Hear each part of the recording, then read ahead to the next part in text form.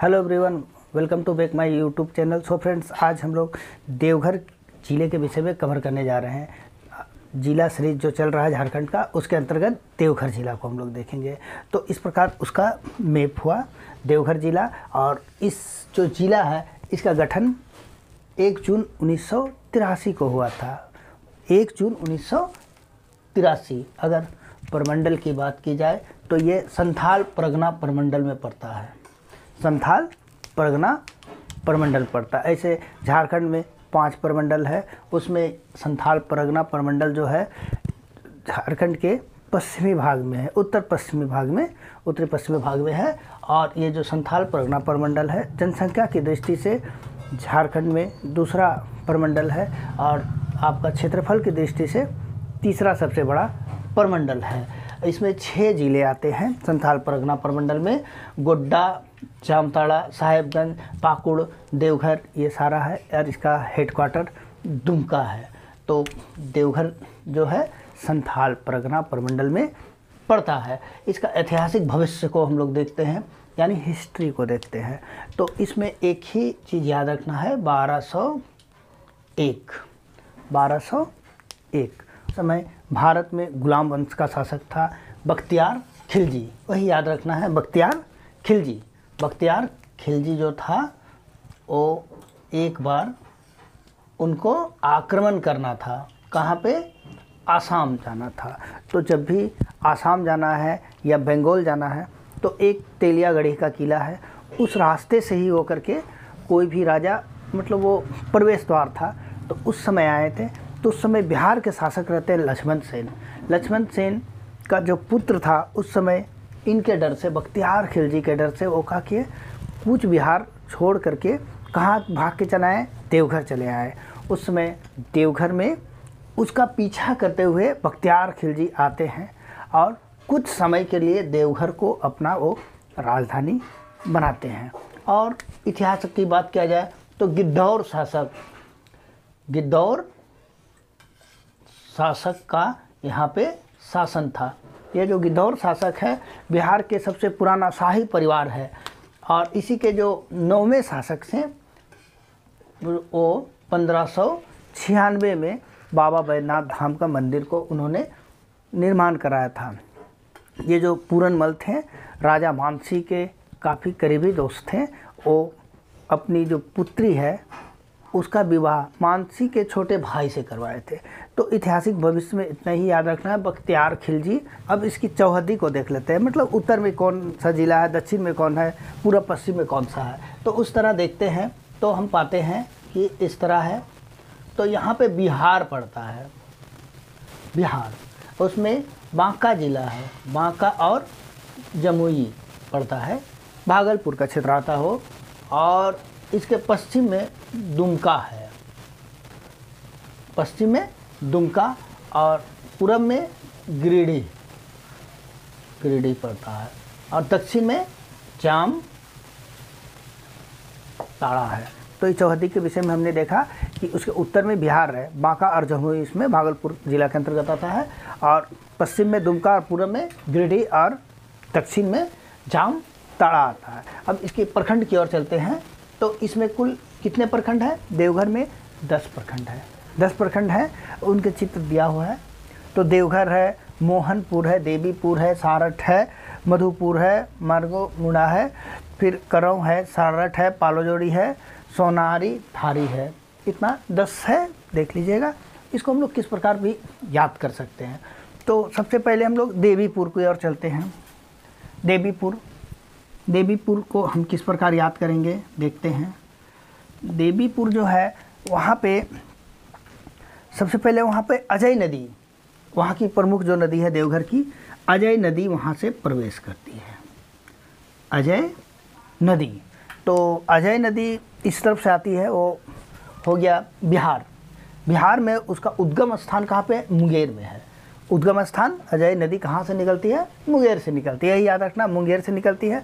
और इसकी सहायक नदी पाथरो और जयंती है, पाथरो और जयंती, वो वही हजारीबाग गिरिडीह तरफ से आती है, पाथरो और जयंती। इसकी पड़ोसी नदी होगी पाथरो और जयंती, वहाँ से आ जाती है और वो फिर जामताड़ा की ओर चल जाती है और फिर भागीरथ में मिल जाती है। भागीरथ में उसका मुहाना है अजय नदी का, और जो भागीरथ है वो गंगा को ही पश्चिम बंगाल में भागीरथ कहा जाता है। इतना याद रखना है। और देवीपुर में और भी कुछ याद कर सकते हैं, वहाँ पे एम्स है, एम्स, यही याद रखना है, एम्स। इसका आदर्श वाक्य क्या है? आरोग्य परम सुखम, आरोग्य परम सुखम। और इसमें 50-50 का सीट है, और शायद सौरभ वैष्णवी इसका भी प्रमुख है, उसको देख लीजिएगा। तो देवीपुर में इतना ही है। अजय नदी मुख्य है जो बिहार से आती है और यहाँ पे प्रवेश करती है, और एम्स वहाँ पे है, एम्स है। उसका आदर्श वाक्य आरोग्यम परम सुखम है। ये सबको याद कर लेना है। फिर उसको देखिए करौ, करौ प्रखंड, और करौ में क्या क्या याद करना है? करौ प्रखंड में सबसे पहले इसको बसाया कौन था? अशोक का पुत्र महेंद्र, अशोक का पुत्र महेंद्र बसाया था। ये अशोक का पुत्र महेंद्र, उस गांव को बसाने वाले कौन है? अशोक का पुत्र महेंद्र। और तो यानी वहाँ पे जो बुद्धकालीन अवशेष है जरूर मिलेगा, क्योंकि अशोक राजा क्या थे? बौद्ध बन चुके थे। तो इसकी एक पुत्री भी थी संघमित्रा, और पुत्र था महेंद्र। ये लोग दोनों तो कहाँ गए थे? श्रीलंका गए थे। पीपल जो वृक्ष है उसका एक टहनी को लेकर के अपना बौद्ध धर्म का प्रचार करने के लिए। तो यहाँ भी बौद्ध धर्म का प्रसार करने वाला महेंद्र ही है, और गांव को बसाने वाले भी कौन है? महेंद्र ही है। वहाँ बहुत सारे बुद्ध के अवशेष, जो बौद्धकालीन अवशेष जो है, मूर्ति, छोटा छोटा टुकड़ा, ये सब बिखरा पड़ा हुआ है, कोई देखने वाला नहीं है, उस तरह का है वहाँ। और एक यहाँ फ्रीडम फाइटर था अशोक गणेश सखाराम, गणेश सखाराम देउस्कर, गणेश सखाराम देउस्कर, ये मराठी थे। गणेश सखाराम देउस्कर कौन थे? मराठी थे। गणेश सखाराम देउस्कर एक मराठी थे। उनका 2 किताब बहुत ही फेमस था, देशोर कथा, देशोर कथा यानी देश की कथा, देश की कथा। और फिर और एक था तिलेकर मुकदमा, तिलेकर मुकदमा, जो तिलक, बाल गंगाधर तिलक थे, जो उस पर जो मुकदमा चला था उसके विषय में। और भी अब याद कर सकते हैं हम लोग देवघर। तो देवघर तो इसका सबसे पहले याद कीजिए, भारत की सांस्कृतिक राजधानी इसका नाम है, भारत की सांस्कृतिक राजधानी। इसे मंदिरों का शहर भी देवघर को कहा जाता है, मंदिरों का शहर भी है। चिता भूमि, चिता भूमि। तो इसमें गरुड़ पुराण जो है, शिव पुराण में कहा गया है कि यहाँ पे मतलब अंतिम संस्कार जो होता है करना बहुत ही उत्तम माना जाता है, इसलिए इसको चिता भूमि भी कहा जाता है। हृदय पीठ भी कहा जाता है, इसको क्या बोलते हैं? हृदय पीठ। क्योंकि 51 शक्तिपीठ है, उसमें से माता का जो दिल है, हृदय, यहीं पे गिरा था। तो देवघर इतना ही है और इसलिए फेमस है देवघर। तो मतलब इसमें इतना हो गया। अब ये हो गया अब सारवा, कौन सा प्रखंड हो गया? सारवा। सारवा में यहाँ पे भारत छोड़ो आंदोलन से संबंधित है के दौरान यहाँ पे समानांतर सरकारें बनी थी इसमें ना। और हो गया फिर मधुपुर। मधुपुर झारखंड का उभरता हुआ औद्योगिक शहर है, झारखंड का उभरता हुआ औद्योगिक शहर इसे कहा जाता है। और भी कुछ कुछ है यहाँ पे। हिंदी विद्यापीठ, हिंदी विद्यापीठ, हिंदी विद्यापीठ जिसकी स्थापना 1929 को हुई थी। हिंदी विद्यापीठ की स्थापना कब हुई थी? 1929 को, यह भी याद रखना है। और हिंदी विद्यापीठ का पुराना नाम गोवर्धन साहित्य महाविद्यालय ये भी है। और गुरुकुल विद्यालय भी यहीं पे है, गुरुकुल विद्यालय। और फिर आपका हिंदी विद्यापीठ भी यहीं पर है। और फिर रामकृष्ण विद्यापीठ भी देवघर में भी है, देवघर जिला में ही है। और एक एयरपोर्ट है जो इंटरनेशनल एयरपोर्ट बना है, वो अटल बिहारी वाजपेयी के समय से ही है, वो देवघर जिसका नाम रखा गया है यहीं पे है। इतना हो गया। अब हम लोगों ने बहुत सारे चीज़ को पढ़ा है। और अनुमंडल की संख्या कितनी है? 2 है। अनुमंडल यहाँ पे 2 है, देवघर और मधुपुर। और आपका विधानसभा, विधानसभा कितने हैं? 3 सीट है विधानसभा का। 3 सीट हो गया। और मधुपुर और आपका सारठ और देवघर, मधुपुर सारठ और देवघर हो गया, मधुपुर सारठ और देवघर, इतना याद रखना है हमें। अब इतना हम लोग का बहुत सारा हो गया कि इसका गठन कब हुआ, 1 जून 1983। प्रखंड कितने हैं, 10। और ये कौन सा अथी में पड़ता है, क्या बोलेंगे, इसमें अनुमंडलों की संख्या भी 2 है और संथाल परगना प्रमंडल में पड़ता है। और हम लोगों ने किस चीज़ को देखा, प्रखंड सबके को याद करने के लिए उनके जो भी उनके शाखा में कुछ कुछ जो महत्वपूर्ण चीज़ें हैं उस विषय में हम लोगों ने अध्ययन किया। अब यहाँ पे बहुत सारे आश्रम भी हैं, आश्रम यहाँ पे है क्योंकि ये बहुत ही हिंदुओं का प्रसिद्ध जगह है आश्रम। तो सबसे पहले यहाँ पे सत्संग आश्रम एक है, सत्संग आश्रम, सत्संग आश्रम फेमस है। वहाँ एक मतलब रेलवे स्टेशन भी है, समझ जाइए छोटा सा। और इसमें जो है अनुकूल चंद्र ठाकुर जो है वो इसकी स्थापना किए हैं।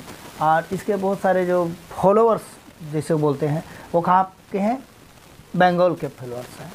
और यहाँ पे एक छोटा सा पक्षी विहार भी है, बहुत सारे भक्त आते हैं यहाँ पे और अभी भी है, यहाँ पे बहुत सारे लोग रहते हैं सत्संग आश्रम में। यहाँ पर एक कैलेंडर भी निकलता है, सत्संग क्रांति जिसको बोलते हैं।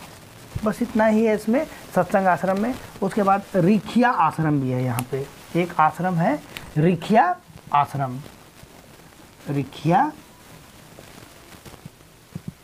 आश्रम। इसमें योग से संबंधित शिक्षा दी जाती है।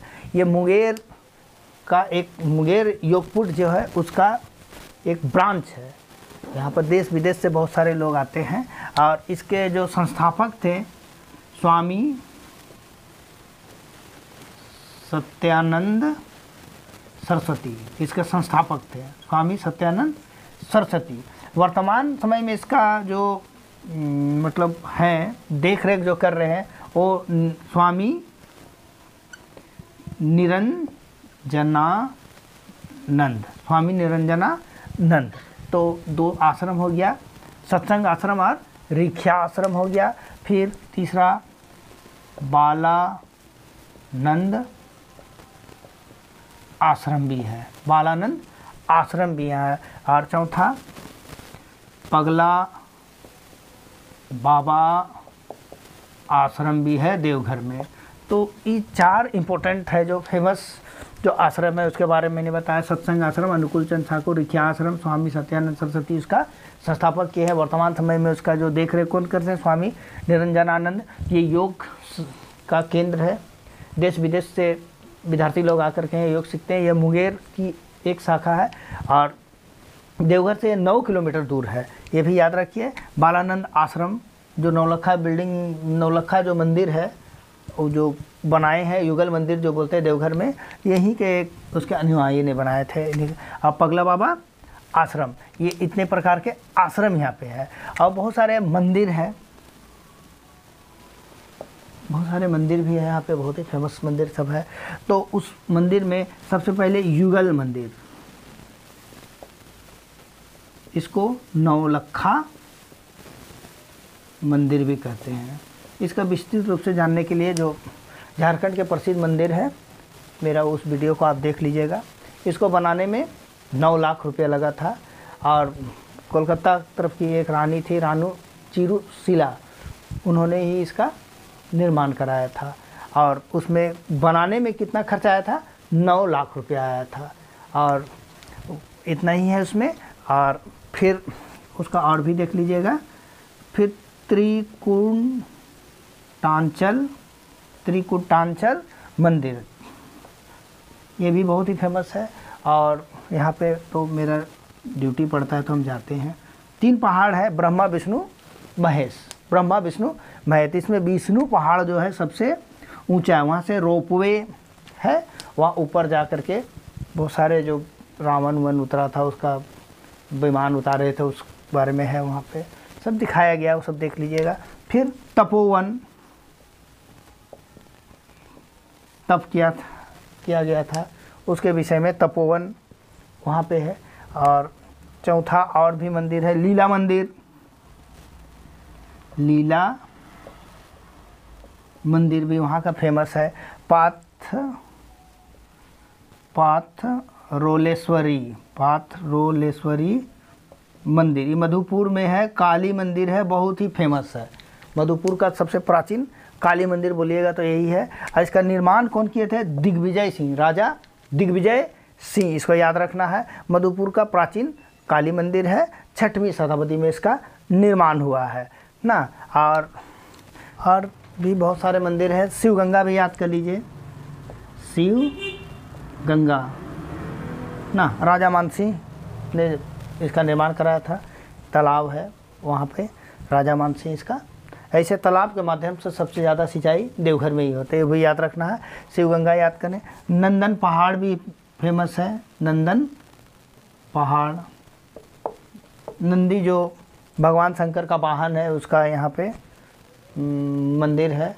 और ऊंचाई में एक भूत घर भी है, ड्यूटी मेरा पड़ा था तो हमको याद है उस जगह का, नंदन पहाड़। फिर देवघर मंदिर या बैद्यनाथ धाम मंदिर, बैजू धाम कहते हैं ना। तो ये 1556 में इसका निर्माण गिद्धौर के शासक 9वें शासक पूरनमल ने कराया था। फिर आपका यहाँ सबसे बड़ा अनोखा चीज़ है कि सबसे बड़ा मेला जो लगता है ना, जो अजगैबी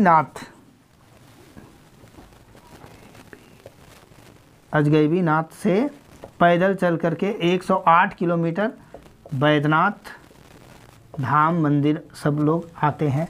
यह दुनिया का मतलब अनोखा मेला है, दुनिया का सबसे लंबा मेला है।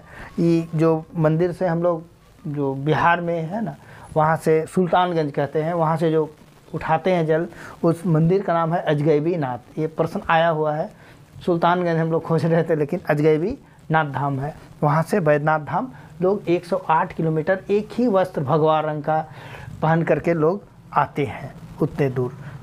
अगर भारत में स्वतंत्रता संग्राम में अगर योगदान देवघर का पूछा जाए तो झारखंड में स्वतंत्रता संग्राम के दौरान में सबसे ज़्यादा योगदान देवघर का रहा है। अगर हम देवघर जाते हैं तो जसीडीह रेलवे स्टेशन में उतरते हैं, जसीडीह से जब हम देवघर के लिए जाते हैं तो उस समय बहुत सारे ऐसे घर हम लोगों को देखने को मिलता है जो खंडहर हो चुका है। उस समय वो घर किसी का नाम का नहीं है, इस प्रकार को देखने को मिलता है। उसमें क्या होता था, भारत में क्रांतिकारी गतिविधियों का केंद्र 3 ही जगह था। एक बंगाल था, पंजाब भी था और उधर महाराष्ट्र भी था। तो जो भी क्रांतिकारी लोग बंगाल में क्रांतिकारी गतिविधियों को अंजाम देते थे, वो बचने के लिए भाग करके कहाँ आ जाते थे? देवघर। इसलिए वो घर में वो लोग रहते थे कुछ दिन तक, जब तक केस ठंडा नहीं होता था। तो इस प्रकार अनेकों घर हम लोग को देखने को मिलता है। और स्वतंत्रता संग्राम में देवघर का महत्वपूर्ण स्थान है। क्रांतिकारी गतिविधियों का प्रमुख केंद्र रहा है देवघर। तो उस क्रम में देवघर षड्यंत्र केस हुआ था सबसे पहले 26 अगस्त 1927 में। तो उसमें बारिंद्रनाथ भट्टाचार्य के मकान पर छापा पड़ा था। उसमें पिस्टल और कारतूस मिले थे उसमें बारिंद्र कुमार भट्टाचार्य के समय में। अब भारत छोड़ो आंदोलन के समय में भी देवघर का बहुत ही योगदान है। उसमें सबसे पहले असरफी लाल जो थे, मतलब 26 अगस्त 1942 को वे सबसे पहले शहीद होने वाले हैं, गोली लग करके मरते हैं ये असरफी लाल, झारखंड में ये है। अब विनोदानंद झा जो है एक बोल्ड पर्सनालिटी थे। वो मतलब हर एक आंदोलन में बोलिए कि इनका योगदान है, चाहे भारत छोड़ो आंदोलन हो, असहयोग आंदोलन हो, सविनय अवज्ञा आंदोलन, उसमें हर एक बार ये इनका योगदान काफ़ी महत्वपूर्ण है। जेल, ये विनोदानंद झा क्या हुआ, भारत छोड़ो आंदोलन के दौरान जेल गए थे ना। और असहयोग आंदोलन के दौरान विनोदानंद झा जो है उसमें हिंदी विद्यापीठ जो है उसको मतलब उसका निर्माण में महत्वपूर्ण भूमिका निभाए हैं। और जयपाल सिंह जो के नेतृत्व में जो पार्टी था, झारखंड पार्टी का, कांग्रेस में विलय कराने में भी इनका ही हाथ रहा है। और 1961 से 63 के बीच में ये प्रथम झारखंडी सीएम कहाँ के रहे हैं? बिहार के रहने वाले हैं। और 9 अगस्त 1971 को इसकी मृत्यु हो जाती है। ठीक है। अब असहयोग आंदोलन, उसमें गोल्डन लीग जो क्रांतिकारी गतिविधियों को जो बढ़ावा देने के लिए ये गोल्डन लीग स्वर्ण संघ की स्थापना की। स्थापना कौन किए थे? बारिंद कुमार घोष और बहुत से तरुण लोग थे जो नवयुवक इसमें गोल्डन लीग की स्थापना में महत्वपूर्ण भूमिका निभाए थे। और इन लोग का उद्देश्य था क्रांति की गतिविधियों को बढ़ावा देना। क्रांतिकारी अरविंद घोष और बारिंद्र घोष की भी जो शिक्षा दीक्षा यहीं पर हुई थी। बारिंद्र कुमार घोष की भी शिक्षा यहीं हुई थी। और सिपाही विद्रोह के समय जो 1857 में जो सिपाही विद्रोह हुआ था, उसमें 32 इन्फेंट्री रेजिमेंट का मुख्यालय कहाँ था? रोहिणी नामक स्थान। रोहिणी कहाँ पे है? देवघर पे है। इसका कमान मैकडोनाल्ड के हाथों में था। मैकडोनाल्ड सैनिक, रोहिणी के सैनिक 12 जून 1857 को मेजर लेस्ली की हत्या कर दी थी। और वहीं से क्रांतिकारी बिगुल बजाए थे कि मैं तो भारत को स्वतंत्रता मिलना चाहिए। अब इतना तो स्वतंत्रता संग्राम में जो योगदान था उसको बताया जा चुका है। और बहुत सारा जो यहाँ पर उद्योग है, जैसे मधुपुर को झारखंड का उभरता हुआ औद्योगिक शहर कहा जाता है। तो जसीडीह में बहुत सारा उद्योग है। जसीडीह जो है डाबर ग्राम प्राइवेट लिमिटेड। जब मधुपुर से उतरिएगा देवघर जाने के क्रम में ये दिखता है, डाबर ग्राम प्राइवेट लिमिटेड। पेड़ा उद्योग भी है यहाँ पर, पेड़ा उद्योग भी है यहाँ पे। ऊनी उद्योग जसीडीह में है। अब मधुपुर में भी बहुत सारा उद्योग है जो झारखंड का उभरता हुआ औद्योगिक शहर बोलते हैं। इसमें कैश तेल। मधुपुर जो है पाथरो और जयंती नदी के बीच में बसा हुआ है। वहाँ एक काली मंदिर बहुत ही फेमस है। अब मधुपुर ग्लास इंडस्ट्री भी बहुत फेमस है। मधुपुर चाइना मिट्टी का जो बर्तन है बर्तन के लिए भी ये बहुत ही फेमस है। अब वाटरफॉल जलप्रपात की बातें कर लेते हैं। वहाँ पर बकुलिया जलप्रपात बहुत ही फेमस है। श्री झरना भी है वहाँ। बकुलिया जलप्रपात तो सबसे फेमस है, श्री झरना भी बहुत ही फेमस है। दो मोहानी भी बहुत ही फेमस है। और फिर वो राही झरना भी ना। और डैम की बात करते हैं तो अजय बराज मुख्य है। अजय बराज परियोजना ये देवघर जिला में है। अजय बराज परियोजना कहाँ पे? देवघर जिले के सारठ प्रखंड में। सारठ प्रखंड में सिनकुटिया गांव में यहाँ पर अजय नदी पर यह बराज बांधा गया है। अजय बराज कहाँ पे है? देवघर जिला में है। कहाँ पे? सारठ प्रखंड में। और सारठ प्रखंड के अंतर्गत सिकटिया गांव में यहाँ पे है। और अजय नदी में ये बराज बनाया गया है। और भी है पुनासी